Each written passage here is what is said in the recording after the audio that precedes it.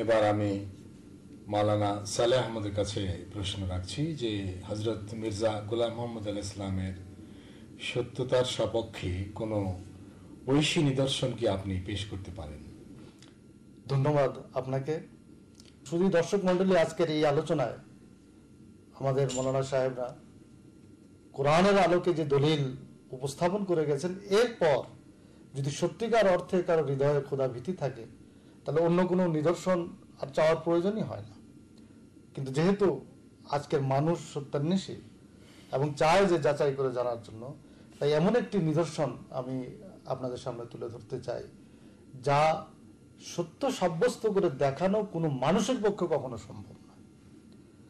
হযরত আকদাস মুহাম্মদ আরবি সাল্লাল্লাহু আলাইহি ওয়াসাল্লাম বলে গেছেন, ইন্না লিমাহদিনা আয়াতাইনে, যে আমার মাহাদির জন্য এমন দুটি নিদর্শন রয়েছে, লাম তাকুনা মুনযু খালকিস সামাওয়াতি ওয়াল আরজ, যে এমন এই দুটি নিদর্শন কারো সত্যতার জন্য পৃথিবী এবং আকাশ সৃষ্টি অবধি কারোর জন্য প্রদর্শিত হয়নি।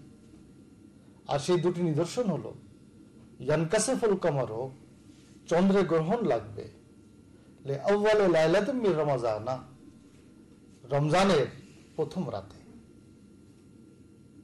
ওয়াতানকাশিফুশ শামসু, আর সূর্য গ্রহণ লাগবে ফিন নিসফি মিনহু, অর্থাৎ সূর্য গ্রহণের মধ্যম তারিখে। আল্লাহ রাসূল সাল্লাল্লাহু আলাইহি ওয়াসাল্লাম এখানে বলছেন যে রমজান মাসে চন্দ্রগ্রহণ লাগবে চন্দ্রগ্রহণের প্রথম তারিখে, এবং সূর্য গ্রহণ লাগবে সূর্য গ্রহণের মধ্যম তারিখে। চন্দ্রগ্রহণ লাগে 13, 14, 15 তারিখে, চন্দ্র মাসের 13, 14, 15 তারিখে। আল্লাহ রাসূল সাল্লাল্লাহু আলাইহি ওয়াসাল্লাম বলছেন যে 13 তারিখে অর্থাৎ চন্দ্রগ্রহণের প্রথম তারিখে চন্দ্রগ্রহণ লাগবে, আর সূর্যগ্রহণ লাগে 27, 28, 29, এই 3 তারিখের মধ্য থেকে 1 তারিখে সূর্যগ্রহণ হয়। আল্লাহ রাসূল সাল্লাল্লাহু আলাইহি ওয়াসাল্লাম বলছেন যে সূর্যগ্রহণের মধ্যম তারিখে সূর্যগ্রহণ হবে।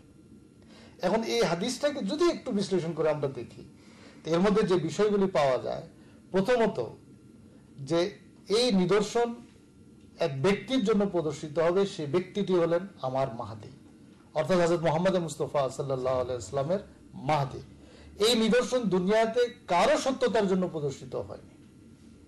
সুতরাং প্রথম যে বিষয়টি সেটা হলো, এটা এমন একটা নিদর্শন যা কোনো মিথ্যাবাদীর জন্য উপস্থাপন করা সম্ভব নয়। দ্বিতীয় যে বিষয়টি দাঁড়ায় সেটা হলো যে চন্দ্রগ্রহণ হবে চন্দ্রগ্রহণের প্রথম তারিখে। দ্বিতীয় বিষয়টি দাঁড়ায় সূর্যগ্রহণ হবে সূর্যগ্রহণের মধ্যম তারিখে। মাসটি হবে রমজান। আর যখন এই নিদর্শন প্রদর্শিত হবে তখন একজন দাবিকারক থাকবে। সুতরাং কোনো মিথ্যাবাদী সে কখনো এটা বলতে পারে না যে আমার সত্যতার জন্য চন্দ্র এবং সূর্যগ্রহণ লাগবে অমুক অমুক তারিখে। কেননা সূর্যগ্রহণ বা চন্দ্রগ্রহণ অমুক নির্দিষ্ট তারিখে লাগবে, কোনো মিথ্যা দাবিদারের পক্ষে এইরূপ জানা কখনো সম্ভব নয়। এটা শুধু আল্লাহ তাআলার হাতে। সুতরাং সত্য দাবিকারকের পক্ষে প্রদর্শিত হবে। হযরত মির্জা গোলাম আহমদ কাদিয়ানী আলাইহিস সালাম যখন ইমাম মাহদী হওয়ার দাবি করলেন, তখন তার বিরুদ্ধবাদীরা এক পর্যায়ে গিয়ে কথা বলতে লাগলো যে তুমি যে ইমাম মাহদী হওয়ার দাবি করেছো, তোমার জন্য এই নিদর্শন কোথায় প্রদর্শিত হয়েছে? সুতরাং যখন মির্জা সাহেবের জন্য এই আপত্তি উঠলো যে এই নিদর্শন তোমার জন্য কেন প্রদর্শিত হচ্ছে না, তুমি যদি সত্যিকার অর্থে ইমাম মাহদী হয়ে থাকো, আর ইমাম মাহদী আলাইহিস সালাম অর্থাৎ মির্জা গোলাম আহমদ কাদিয়ানী আলাইহিস সালাম আল্লাহর কাছে দোয়া করতে লাগলেন, এবং যে বছর এই নিদর্শন প্রদর্শিত হবে সেই বছর তিনি তার সাহাবাদের জানিয়েছিলেন যে মনে হচ্ছে যেন এই বছর এই নিদর্শন প্রদর্শিত হবে। এবং খোদা তাআলা হযরত মির্জা গোলাম আহমদ কাদিয়ানী আলাইহিস সালামের দাবি, তিনি 1889 সনে এই জামাত প্রতিষ্ঠিত করেন, এবং 1894 সনে আল্লাহ তাআলা হযরত ইমাম মাহদী আলাইহিস সালামের দাবির সত্যতার প্রমাণে এই নিদর্শন প্রদর্শন করেন।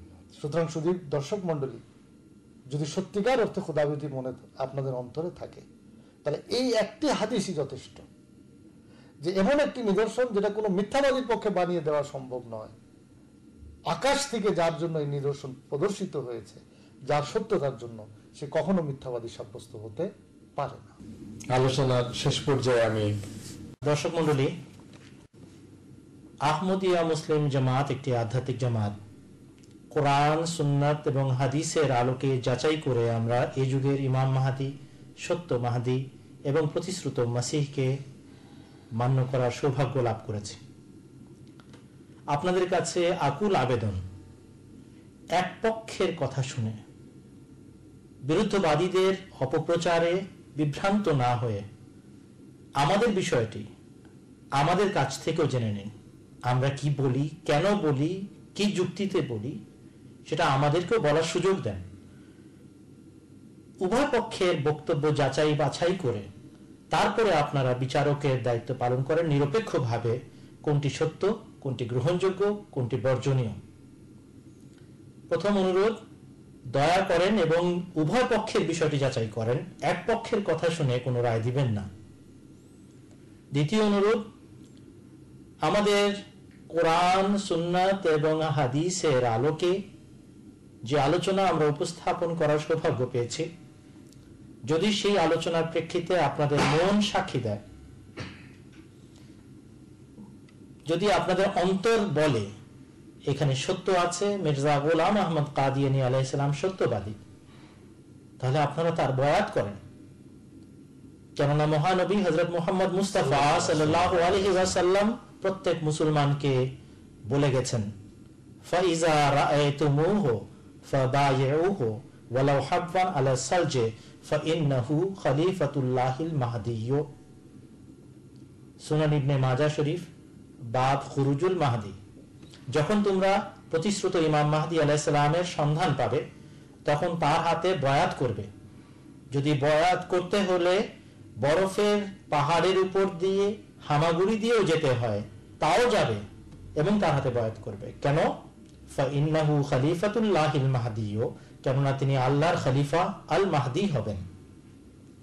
হযরত মুহাম্মদ মুস্তাফা সাল্লাল্লাহু আলাইহি ওয়াসাল্লামের উম্মত হিসেবে আমাদের সবার দায়িত্ব, আমরা যেন যাচাই করে সত্য মাহদিকে মান্য করি, তার হাতে বয়াত করি, মুসলমান এক দল, এক জাতিতে পরিণত হই। আমরা অযোগ্য হওয়া সত্ত্বেও যদি তাকে মানার সৌভাগ্য লাভ করে থাকি, আপনারা যারা এই অনুষ্ঠান দেখছেন, আপনাদের মাঝে তো আমাদের চেয়ে অনেক গুণ বেশি যোগ্য মানুষ বিদ্যমান, অনেক বেশি শিক্ষিত, অনেক বেশি কার্যক্ষমতা সম্পন্ন ব্যক্তি, যাদের জন্য ইসলামের দোয়ার অবারিত। তাদেরকে যদি পাওয়া যায়, তারা যদি ইসলাম সেবায় এক খলিফার অধীনে রত হন, তাহলে আমরা যতটুকু সেবা করতে পারছি বা পারছি না, তার চেয়ে অনেক গুণ বেশি আপনারা দ্রুত গতিতে ইসলামের সেবা করতে পারবেন। আপনারা ধন্য হবেন, আপনাদের 7 পুরুষ ধন্য হবে, হযরত মুহাম্মদ মুস্তাফা সাল্লাল্লাহু আলাইহি ওয়াসাল্লামের শাফাআত লাভ করবে। এই আবেদনটা জানানোর জন্য আমরা সুযোগটা নিয়েছি। আল্লাহ তাআলা আমাদের সবাইকে সুমতি দান করুন। আমিন।